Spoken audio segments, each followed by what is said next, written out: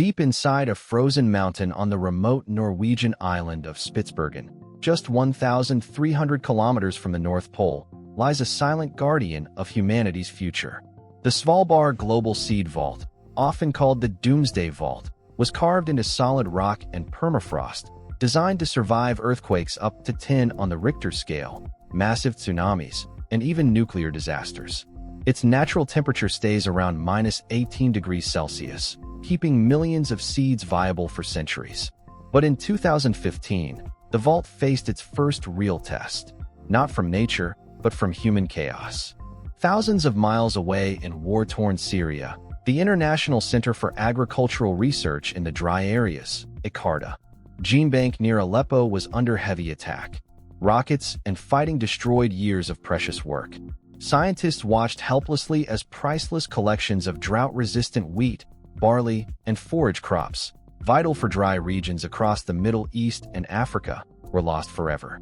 These weren't just seeds. They represented thousands of years of farming knowledge that could help feed millions facing climate change and food shortages. With their local bank in ruins, desperate researchers turned to the only backup left, the icy vaults of Svalbard. In a tense operation, they requested the first-ever withdrawal in the vault's history. Over 116,000 seed samples in more than 130 boxes were carefully pulled out and flown back to new facilities in Lebanon and Morocco. As the seeds left the Arctic darkness and traveled toward conflict zones, a chilling question hung in the air. What if the war had reached Svalbard too? Or worse, what if rising global temperatures one day melt the very permafrost protecting this ultimate insurance policy? That withdrawal proved the vault wasn't just a frozen museum, but a living lifeline. Yet it also sent a shockwave. Even the safest place on Earth couldn't escape the reality that humanity's food security is hanging by a thread. As new deposits arrived in early 2026, including first-time seeds from Guatemala, Niger, and even historic olive varieties from Spain, the world realized the vault's true power. It stands as a quiet warning and a beacon of hope, holding over 1.38 million seed samples from every continent, waiting for the day when the world might need them most. The story of the Svalbard Global Seed Vault began not in crisis, but in quiet foresight decades earlier. Back in the 1980s, agricultural scientist Carrie Fowler and experts from the Nordic countries started warning the world.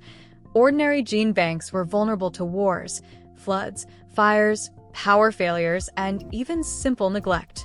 What if one disaster wiped out centuries of carefully collected crop diversity? The solution they imagined was radical, an ultimate backup, buried deep in the safest place on Earth. After years of studies, the Norwegian government stepped up in 2004, agreeing to fund and build it on the remote island of Spitsbergen in the Svalbard archipelago, just over 1,300 kilometers from the North Pole. Construction started in June 2006, carving tunnels more than 100 meters into a solid sandstone mountain covered in permafrost.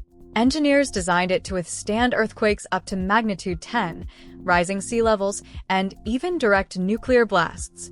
The entrance tunnel leads to 3 massive halls, each capable of holding 1.5 million seed samples, with natural cold keeping the rock at -3 to 4 degrees Celsius. Extra refrigeration pushes the seed storage rooms down to a steady -18 degrees, the perfect temperature for long-term survival.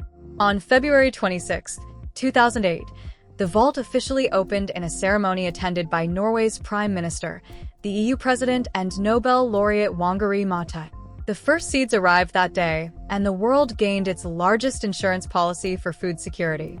Seeds are stored in sealed black boxes under black box rules. Only the original depositor can request them back. No one else, not even Norway, can open them. This setup created a global safety net, free for any country or gene bank to use. Yet even as deposits poured in from thousands of varieties of wheat, rice, maize, and more, a subtle tension remained. The vault was built assuming the outside world might collapse, but what if the Arctic itself started changing faster than anyone predicted? That quiet fear would surface years later, making the 2015 Syria withdrawal not just a success story, but a warning that humanity's backup plan was already being tested.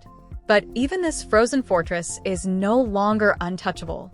As the world celebrated new deposits in early 2026, including first-time seeds from Guatemala and Niger, plus the historic arrival of olive varieties from Spain that could reshape Mediterranean farming for centuries, a darker reality was creeping in from the melting Arctic itself.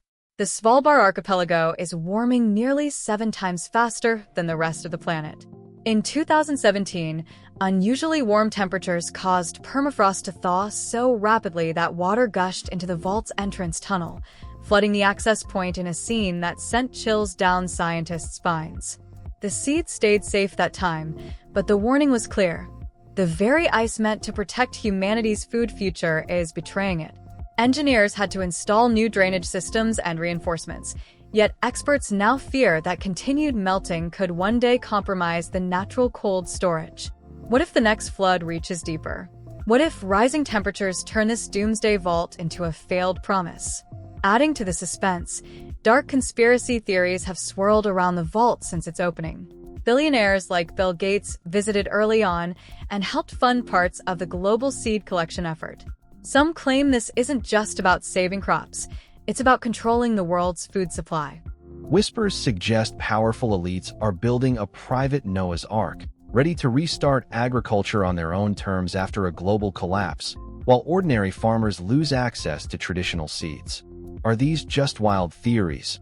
Or is there a hidden agenda behind the black box system where only depositors can reclaim their seeds? As over 1.38 million samples now sit silently in the mountain, representing more than 13,000 years of human farming history, a shocking question echoes louder than ever. If even the safest place on Earth is threatened by the very climate crisis it was built to survive, then how long before we run out of backups? The vault that once symbolized hope now stands as a ticking reminder that time is running out faster than the seeds can be saved.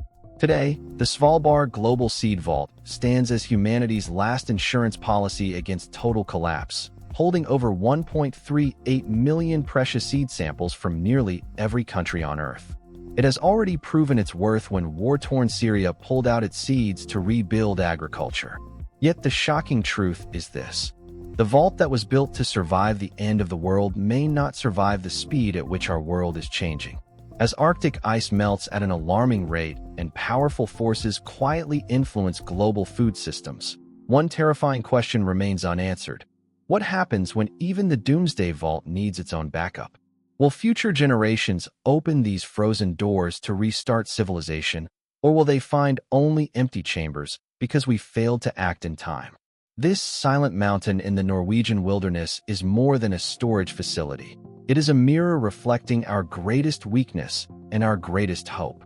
Every seed inside represents thousands of years of human struggle, innovation, and survival. The real shock is not that the vault exists, but that we still need it so desperately. If you are watching this, understand one thing.